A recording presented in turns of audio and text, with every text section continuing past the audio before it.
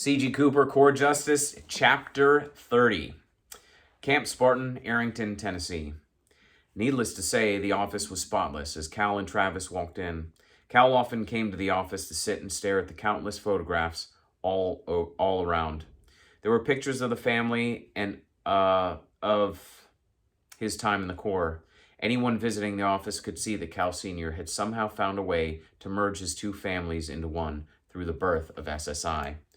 It was his legacy and would serve as a home for warriors for years to come. Cal still remembered what the place had looked like during construction. His father always enjoyed nature and had his office designed so that it appeared to be part of the outdoors. The office itself actually jutted outside the main structure of the building and close to the surrounding woods. It afforded the office a 180-degree view of the surrounding area. You could sit in the office early in the morning and watch the deer and turkey grazing below. Cal walked around the large desk and sat in the cushy swivel chair. Travis took the seat in front of the desk. He always deferred to his younger cousin when visiting the office together. "So, what do you think, cuz?" "I'm thinking that I'm about tired of waiting," Cal said. "We got all geared up for that trip north only to have it fizzle out on us. It's just a little frustrating." Cal answered while mindlessly opening drawers and peering in just as he had done as a teenager. He'd always been curious about what his father kept close at hand. "I understand how you feel, but you've got to realize that this is the real world, middle America. We can't just go around guns blazing shooting up the bad guys." "I'm not an idiot, Trav. I'm just disappointed." "I know, man. But listen, if nothing else, this is a good experience for you for later on. If you decide to be an active part of SSI, you need to learn about the rules. You might as well learn them now." "All right, I'm game. Hit me with the high points." Travis drew a deep breath. "Okay. Like I told you before, these types of operations started a few years ago. We saw the need and we attacked it. Also, we were approached by certain entities that needed work done on the sly. We've always been really careful with whom we work. We are not vigilantes for hire. We are also not a tool for corrupt politicians or criminals. The work we do here in the States beneath the law is strictly regulated and kept under the radar for obvious reasons." "So who approves these missions?" "Right now, me. Back in the day, it was your dad. There are only 5 of us within the SSI that are actually involved in decision-making for these ops. Todd Dunn and the Hammer are 2 of the 5. Dr. Higgins is obviously in the loop. Last but not least is Neil. Between the 5 of us, we make the call whether to use company assets or not." "What about the teams you send out to do the dirty work?" Cal asked. "They are never, and I repeat never, in contact with any individual or group that initiates the mission. That's my job. I think I mentioned before that some of the people that tip us off are highly placed government officials. It is absolutely necessary that they maintain plausible deniability." "Trav, I hate to say this, but you're starting to sound like you're running some sort of secret society. Do I have to learn the secret handshake too?" Travis did not laugh. "I'll give you the benefit of the doubt because of who you are, but this shit is serious. Now, do you want to hear this or not?" Cal threw up his hands in surrender. "Sorry, go ahead, Grand Master." A small grin spread on Travis's face. He was a man that rarely displayed anger, but Cal's comment had obviously hit a nerve. It was hard not to give his cousin a little ribbing every once in a while. Tough habit to break.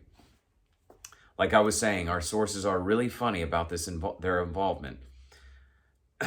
We've obviously vetted everyone, but we've always got to be careful. That's why each mission is always reviewed by the 5 of us before we decide to make a move. Every angle has to be explored, and the good and the bad always have to be weighed. As a result, we don't greenlight every mission.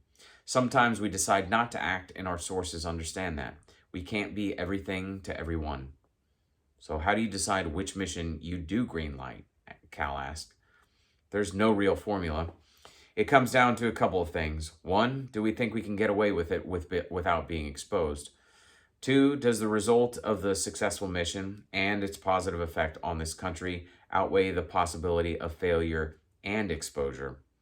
3, does the mission live up to the standards of core justice?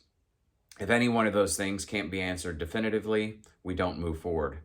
Sometimes we'll go back to our sources and tell them thanks but no thanks and give them a recommendation on who should handle the problem. Can you give me an example of a mission you refused? Cal asked. Cal thought for a moment. Yeah, 3 years ago, one of our sources came to us with an interesting dilemma. Apparently, one of the big Mexican cartels was hiring American engineers to dig these elaborate tunnels under the border. The problem was that law enforcement didn't have the manpower to track down the leads and exploit the intel, so they came to us. We looked at the intel and asked what they wanted done. Basically, they wanted us to shut down the operation. We ended up not taking on the mission, although we did provide them with some of Neil's toys because we didn't see the direct result it was having on American security. Now, don't get me wrong, I'm not all about cartels bringing their drugs into our country, but we just didn't feel like it was a worthwhile operation for the amount of effort we'd be putting in. So what if the cartels were running terrorists through those tunnels and not drugs? That would have been another story. We hate terrorists around here, especially the ones that try to sneak into the country. But you need to understand that we get a lot of requests, and we're only one company. As much as it sucks sometimes, we can't say yes to everyone. I think I've got a better picture now. Cal looked his cousin in the eye. So tell me how you think I'd fit into the equation. Honestly, I just don't have time to run it anymore. It's not that we run a lot of ops. It's just dealing with our sources and going through the thought process. As CEO, it's probably best that I don't run it anymore. Too much visibility. I'd still be involved, but I think you've got the brains and experience to run it. All right, just a little clarification here. We're talking about running the covert side of SSI. Trav, I'm a Marine Staff Sergeant. You're talking about running a covert arm of this company. I'm not sure I'm really qualified to do that. You'll have help.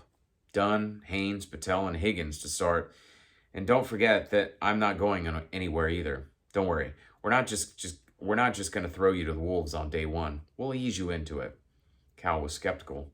That sounds like what my company gunny said before I took over as platoon sergeant. This ain't the Marine Corps, cuz. SSI is a well-oiled machine. Besides, not to pump up your ego too much, but you've got a lot of your dad's talents. The guys around here already respect you and think you're part of the team. Anyone gives you grief, I'll deal with them. Plus, if there's anyone else in the world, is there anyone else in this world that we could trust more to run our covert ops? I think not. Cal mulled it over. Is this really what he wanted to do? He'd always respected his father's company and the men in it, but running what was essentially a division within a multi-billion-dollar corporation at his age was almost too much to fathom. The sun had already set as he thought about what else to ask his cousin. Cal obviously didn't need the money. He'd considered going back to school, maybe heading back to UVA to finish his degree. He couldn't go back to the Marine Corps. He was still entrenched in 2 wars, and he'd already gotten funny looks from those who knew about the Navy Cross. He loved the Corps, but that chapter was finished. He couldn't go back. Besides, this might give him the opportunity to actually do some good without being bogged down by rules of engagement or meddling by higher headquarters. He could think of a lot worse options out there. So you're saying that at some point I'd have final say in any operations we take on? Cal asked. Yep, Travis said. Do we have a name for this quote-unquote division? Not really. I'd call our inner circle the Fantastic Five, but no one thinks that's very funny. I guess if you want to name it, you can. I wouldn't recommend going out and getting business cards, though. Cal nodded. The idea was starting to grow on him. So here we go. We're talking about Cal officially joining SSI. Not an easy choice for him. A lot of mixed emotions, as you can probably imagine. He's just gotten out of the Marine Corps. He's trying to figure out what he wants to do with his life. He's lost his fiance, but he feels this pull to the people that he feels connected to. A tough situation, but I think we know where this is going to head. So let's move on to the next chapter. But don't forget to like and comment on this video so that we can get more people watching this, more people reading Corps Justice novels. And so hopefully I can write this for a long, long time to come. Thanks, guys.